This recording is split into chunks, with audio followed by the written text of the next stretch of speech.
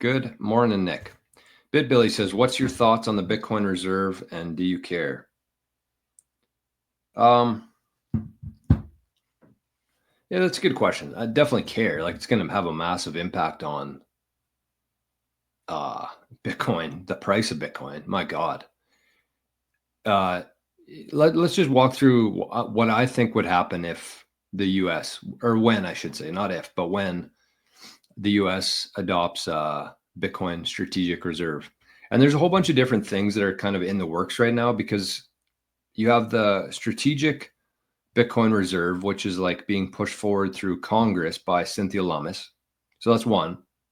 That's the plan, to buy like 200,000 Bitcoin every year for the next 5 years for a total of 1 million Bitcoin. That's the plan. And I think that'd be the best option for the US, I think, and for Bitcoin overall in terms of like the price. Whoops. For sure, that would be the best one. The second one is the stockpile, which I don't know what that looks like. I think that has something to do with the sovereign wealth fund that they're working on right now. And that has to do with, who is it? Howard Lutnick. So they've developed, that was an executive order. They developed this sovereign wealth fund. Howard Lutnick is in charge of running it and what goes into it. And he's a very well-known Bitcoiner. He's talked about having hundreds of millions of dollars worth of Bitcoin. Cantor Fitzgerald, if you look into what they've done historically within Bitcoin, it's pretty big. Like, he's not messing around. So that's the strategic stockpile / sovereign wealth fund. So I think that would also be a big deal. It will include a bunch of other assets, including probably other cryptocurrencies, other stocks. It'll probably have some MicroStrategy in there, probably some gold, maybe, I don't know.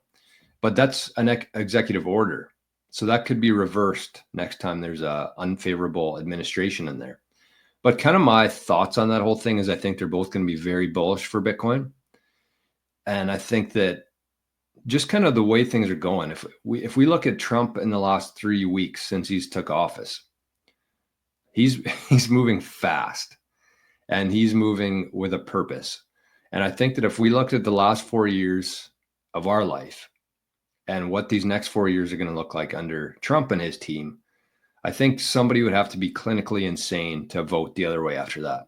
So I think both of them are going to be fairly long-term in our lifetime. Who knows, though? But if it goes through Congress, that's much harder to repeal, from what I understand, versus an executive order. So I do think both of them will happen. I think both of them will take a little bit of time. I'm expecting the Sovereign Wealth Fund to announce they're buying Bitcoin first, because that's already been signed as an executive order. But kind of how I see it playing out, whether it's strategic reserve or the Sovereign Wealth Fund, as soon as they announce that they're buying Bitcoin is for the country, it'll probably, like, the news will happen. There'll be a big like run up quick, and then it'll probably crash down. It'll probably flatline for a couple weeks or a month, and then it's just going to go absolutely bonkers. And when that happens, the average person is going to be so far behind.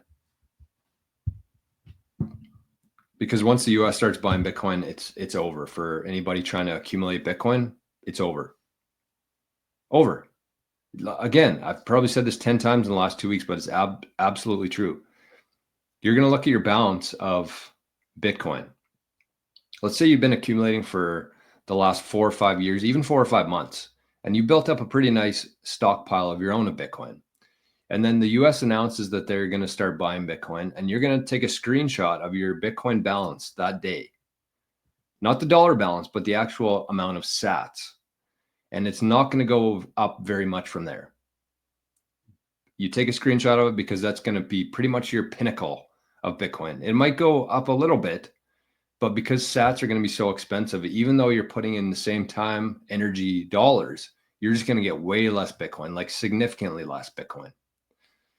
So that's why I think that, and it'll probably go down, because you're going to have to be probably spending some of it over time, depending on what you want to do. But that Bitcoin balance will probably only go down. You'll hit a peak that day, pretty much.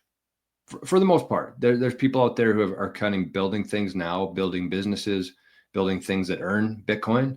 But for everybody else who's still trading their time and energy in terms of fiat, you're going to get way less Bitcoin. That's going to be the pinnacle of your Bitcoin life, that day.